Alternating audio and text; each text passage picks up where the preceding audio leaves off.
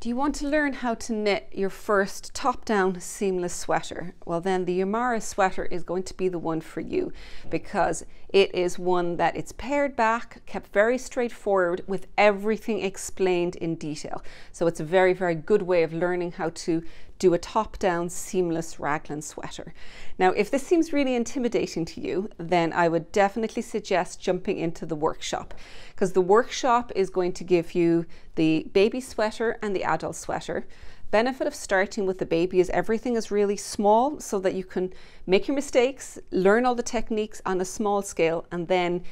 go on and do a second version for yourself if you'd like to actually wear it yourself. So with this, what we're going to learn is, first of all, how to join in the round and change your needle size as you're going down from the neck down to the bottom of the yoke, doing the increases for the raglan, taking the sleeves off, working the body in the round from the top down, and then working a smaller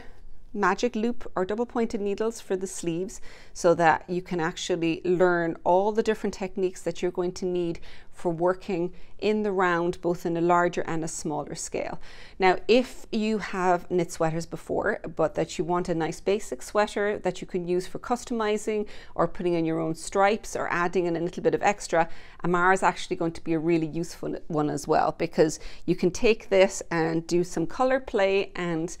kind of just experiment a little with a few little extras in it. So a very useful basic sweater pattern for experienced knitters, and perfect for anybody who has never done top-down seamless before, because you can learn all of the techniques in a small little package. Now, if you think that you would love to do a seamless knit, but a cardigan is more your cup of tea, then check out the next video, because we're going to talk about Citrus Dream, where there's again an adult and a child version, but it is a cardigan rather than a sweater. So make sure you jump over to the next one in the playlist.